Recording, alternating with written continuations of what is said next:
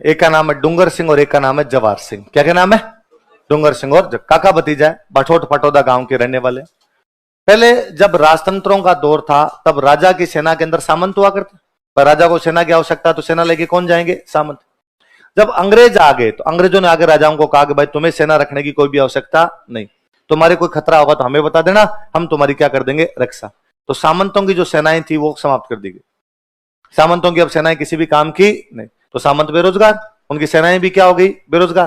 तो इनके पास में जो भी अपनी सेना थी इन्होंने कहा आप अपने दूसरा ही काम करते हैं, और इन्होंने उस सेना का इस्तेमाल करना शुरू किया और पैसे वाले लोगों को लूट के उनका धन किसमें बांटना शुरू कर दिया? इनका ये पैसे वाले लोग लोगों से धन लूट लूट के, लोगों का धन चूस चूस के इकट्ठा कर रहे हैं, हम वापस चलाएंगे इस नदी को, ये इधर से ले रहे हैं, हम वापस इनसे छीन के किसमें बांट देंगे? गरीबों। और गरीब लोग सारे इनके फैन थे, तो गरीबों को लगता है ठीक है। और वास्तव में उस टाइप के थोड़े यूं भले आदमी थे कि कभी इन्होंने खुद के ऐशो आराम पर पैसे नहीं लगाए, जितने पैसे लूट के लाए अपने सेना के खर्चे के लिए, घोड़ों के खर्चे के लिए जितने चाहिए उतने रखे, बाकी सारे किसमें बांट दिए? गरीब। गरीबों मतलब जैसे किसी गरीब के कन्या की शादी है तो उसकी बेटी की शादी करवा दी, किसी का घर मान लो तूफान में उड़ गया, बारिश आई, बारिश के अंदर उसका घर टूट गया, झोंपड़े होते पहले टूट जाते तो बाद में वो घर बनवा दिया। किसी की गाय मर गई, पशु मर गए, तो भाई घर के अंदर तो खाने पीने का वही साधन था, आपके दूध दही उसी से मिलता, उनको गाय ला के दे दी। छोटा मोटा सबका यूं काम करवाते रहते। सुरक्षा की जिम्मेदारी किसकी है देश में? अंग्रेजों की। अंग्रेजों की सुरक्षा की जिम्मेदारी तो अंग्रेज ध्यान रखो। जनता अंग्रेजों के पास जाती कि साहब हम आपको देते हैं टैक्स और आप हमारी रक्षा नहीं कर पाते। ये डूंगजी जवार जी जब जी में आता तब लूटते, और उल्टा वैसे और कि पहले सूचना देते जिसको लूटना होता, इतने तारीख को इतने बजे आएंगे, चुपचाप अपने घर का सामान बाहर रख के तैयार रहना। यदि किसी भी प्रकार की होशियारी करने की कोशिश की गई तो यात्री अपने जोखिम पर यात्रा करें। झुंझुनू में एक जगह पड़ती है रामगढ़। कौन सी जगह? सेठों का रामगढ़ी बोलते हैं, और रामगढ़ के सेठ बहुत फेमस थे। एक दिन उस रामगढ़ के किसी बड़े सेठ को डूंग जी ने मैसेज किया कि इतनी तारीख को इतने बजे मैं आऊंगा, सेठ जितना माल मत्ता है निकाल के बाहर तैयार रखना, यदि अंग्रेजों को सूचना देने की कोशिश की तो मार दूंगा मैं तेरे को। बस सेठ ने अंग्रेजों को सूचना दे दी। डूंग जी वहां पहुंचते अंग्रेज वहां शादी वर्दी में, पुलिस उनकी तैयार खड़ी थी। डूंग जी गिरफ्तार कर लिया और गिरफ्तार करके डूंग जी को भेज दिया आगरा। कहां भेज दिया? आगरा। आगरा जेल के अंदर बंद कर दिया। डूंग जी इनके मुख्य सरदार थे, डूंग जी को गिरफ्तार कर लिया तो इनकी गैंग टूट गई इनकी। ये जवाहर जी, ये जो जीते लॉर्ड जी, करनाल जी, जो लोग हैं, इन्होंने डाके वाके मारने बंद कर दिया, सरदार ही गया अपना। थोड़े दिन बाद आया होली का त्योहार। होली के त्योहार पे सारे साथ वाले बैठे बैठे कोई हंसी ठट्ठा कर रहे थे, तो पेक वेक ले रहे थे। डूंग जी की वाइफ को बड़ा गुस्सा आया और डूंग जी की वाइफ को लगा कि देख, मेरा पति तो गिरफ्तार होकर आगरा की जेल में पड़ा हुआ है और उसके साथ वाले यहां पे बैठ के मजे कर रहे हैं सारे के सारे। और उसने आके इनको डायलॉग सुना दिए कि शर्म आनी चाहिए तुम्हें कि तुम्हारा सरदार वहां पर आगरा जेल में पड़ा है और तुम लोग यहां बैठ के शराब पी रहे हो, यहां बैठ के हंसी खुशी मना रहे हो। तुम्हें लगता नहीं कि हमारे सरदार को छुड़ाना चाहिए? और यदि तुमसे नहीं होता तो बोल दो, मैं छुड़वा लाऊंगी मेरे पति को। लुगाई बेइज्जती कर दे, दर उतर जाए।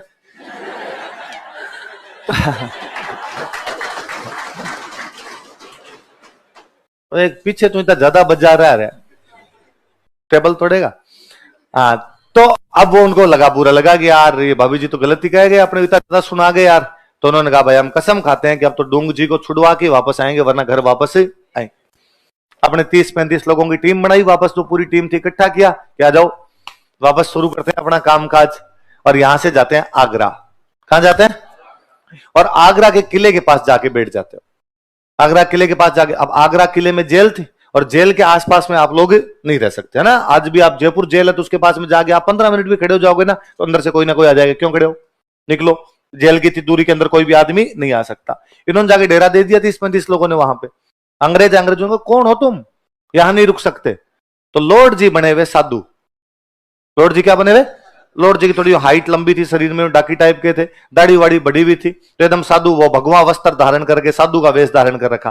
और लॉर्ड जी ने रिनोन जाके बात की और कहा कि साहब हम तो बारात लेके जा रहे थे। क्या लेके जा रहे थे? तो दूल्हा मर गया। दूल्हा मर गया तो हमने अंतिम संस्कार तो कर दिया दूल्हे का, पर हिंदू धर्म कहता है कि अंतिम संस्कार करने के बाद 12 दिन करने जरूरी है, इसलिए 12 दिन करेंगे हम और यहीं रहेंगे। 12 दिन तो वहीं होते हैं जहां मरता है, तो हम यहीं रहेंगे। तो अंग्रेजों को लगा यार ये नहीं मुसीबत है इनकी, अंग्रेजों ने वहां जो इंडियन थे, बाकी जो इंडियन अधिकारी थे, उनको पूछा कि क्या भला है तुम्हारे, ऐसा कुछ होता है? उनका साहब होता है, 12 दिन तो करने ही पड़ते हैं ऐसा, वरना आदमी भूत बन जाए, आपको सद देगा कहीं आके। तो अंग्रेजों ने कहा भाई कर कुरा लो, क्या करोगे, करना क्या है?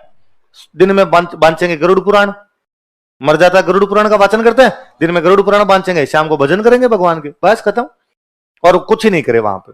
लॉर्ड जी साधु वाले वेश में बैठ गए, बाकी अपने बारातियों को सामने बिठा लिया, जितने भी जवार जिन, शंकु जिन, बाड़ू जिन जो है सबको सामने बिठा लिया, और दिन में तो गरुड़ पुराण पढ़ दे और शाम को कीर्तन कर ले, भगवान के भजन गा ले।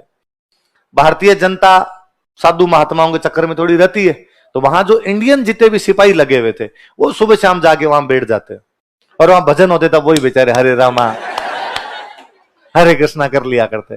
11 दिन संपन्न हुए।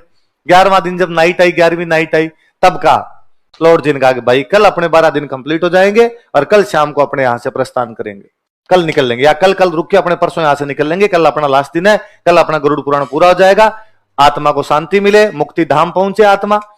वहां जो इंडियन सिपाही बैठे थे, उनमें से एक बेचारा को थानेदार टाइप का आदमी था, वो जाके लॉर्ड जी के पैर पड़ा कि महाराज 12 दिन तक आपने हमें इतनी भली भली बातें बताई, इतनी अच्छी अच्छी बातें बताई, और मेरे पर बहुत अच्छा प्रभाव पड़ा इसका, मैं चाहता हूं सेवा का मौका दो, घर पधारो मेरे, कल जा ही रहे हो तो मेरे घर पे खाना पीना करके जाओ।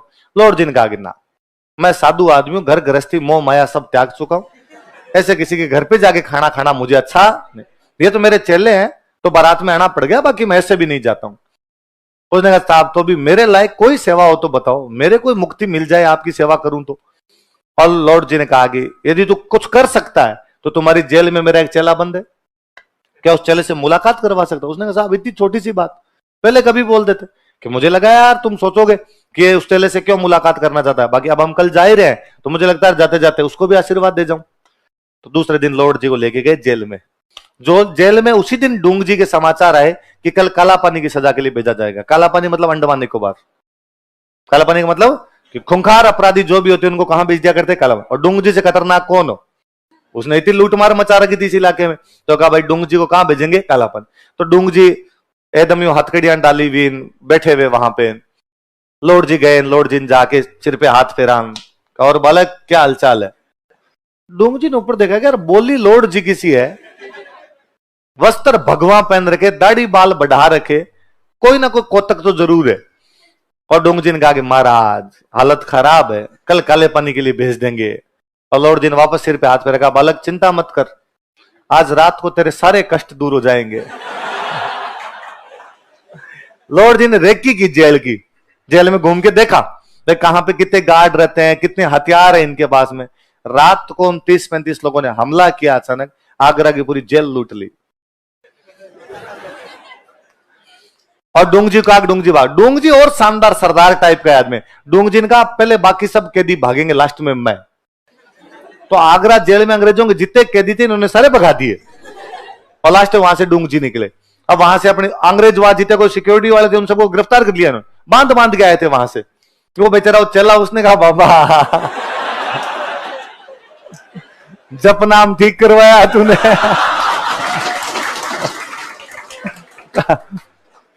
वहां से बाहर आए, बाहर आते डूंग जी ने कहा यार मेरे सीने में 2 ज्वाला धधक रही है ऐसे। साहब क्या क्या बात हुई? का एक तो अंग्रेज जिन्होंने मुझे गिरफ्तार किया, एक वो रामगढ़ का सेठ जिसने मुझे गिरफ्तार। सरदार यदि चाहता दोनों को लूट लिया जाए, तो आते टाइम नसीराबाद छावनी लूटी, तो मैं भूल गया वो रेजिमेंट जो थी ना अंग्रेजों की, जिस रेजिमेंट को लूट के लाए थे, तो उस रेजिमेंट का झंडा डूंग जी अपने घोड़े की पूंछ के बांध के रखता था। बाद में रेजिमेंट लूटी थी पूरी अंग्रेजों की इन्होंने, और उस रेजिमेंट ने बाद में अपना झंडा काला कर लिया था, जैसा मुंह काला करके चले गए। डूंग जी ने पूरे रेजिमेंट लूट लाए थे, उनके जितने हथियार थे वो लूट लाए ये लोग वहां से। बाद में उस रामगढ़ वाले सेठ के पास गए, और रामगढ़ वाले सेठ का कि बकरे की मां कब तक खैर मनाएगी, बुला आज बुला, किस किस को बुलाना।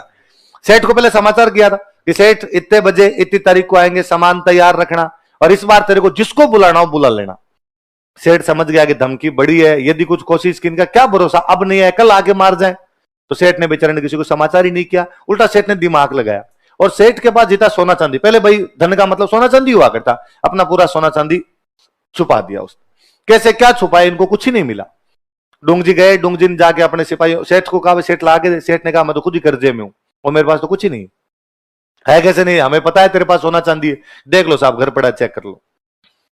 अंदर भेजे भाई इन बाकियों को, डूंग जी बाहर बैठ के बाकियों को बजा जाओ चेक करो। पूरा घर छान मारा, कोई तिजोरी में नहीं, कोई संदूक में नहीं, किसी अलमारी में नहीं, गया कहां सोना? तभी किसी का ध्यान गया कि यार घर में महिलाएं किधर गई? एक भी महिला नहीं है घर के अंदर, तो महिलाएं कहां है तुम्हारे घर की? तो उसने कहा जब इतने पुरुष घर में घुसेंगे तो महिलाएं तो एक कमरे में बैठेगी जाके, महिलाएं पुरुषों के सामने क्या करेगी? उसने कहा नहीं, बाहर ला। उन महिलाओं को बाहर लेके आए, महिलाओं को बाहर लाए, तब देखा एक नथ इधर, एक नथ इधर, 10-10 पाजेबें पहन रखी है, सोने के कड़े कड़े से भरे हुए हाथ, सब महिलाएं सोने में लथपथ हो रही। उनका उतारो, सारी उतारो,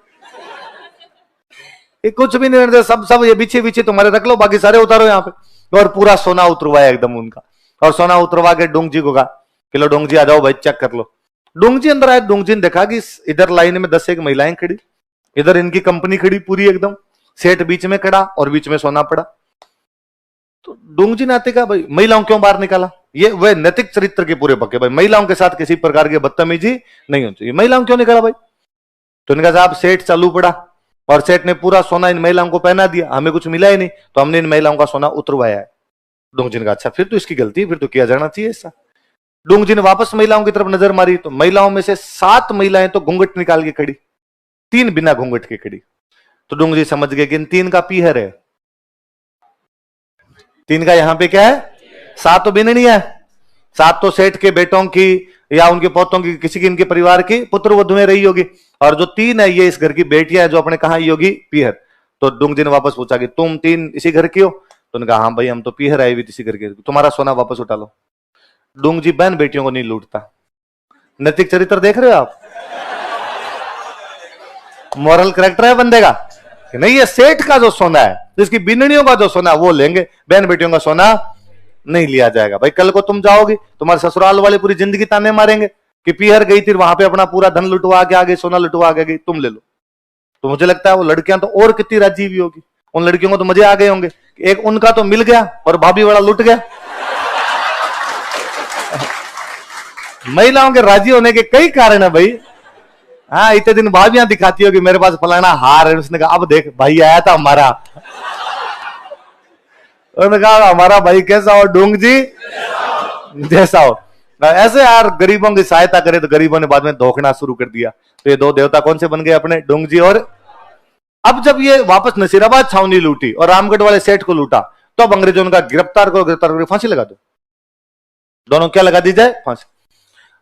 जनता ने अपने आसपास के राजाओं पे दबाव डाला। उस समय 2 बड़ी रियासतें पड़ती है अपने, जोधपुर बीकानेर उस साइड के अंदर। जोधपुर का राजा कौन है? तख्त सिंह। बीकानेर का राजा कौन है? रतन सिंह। जनता इन राजाओं के पास गई और राजाओं को जाग कहा कि तुम अंग्रेजों के दोस्त हो और तुम्हारे दोस्त अंग्रेज डूंग जी जवाहर जी गिरफ्तार करके फांसी लगाना चाहते हैं, यदि इन दोनों को फांसी लगा दी गई हम तुम्हारे खिलाफ विद्रोह कर देंगे। डूंग जी जवाहर जी को फांसी नहीं लगनी चाहिए। फिर इन राजाओं ने इन दोनों को गिरफ्तार किया। डूंग जी गिरफ्तार किसने किया? तख्त सिंह। और जवाहर सिंह को गिरफ्तार किसने कर लिया? रतन। और इनको गिरफ्तार करके एक को तो मेहरानगढ़ किले में रख लिया और एक को जूनागढ़ में रख लिया। जोधपुर में किला कौन सा? मेहरानगढ़। बीकानेर में किला कौन सा? जूनागढ़। वहां पे रख लिया।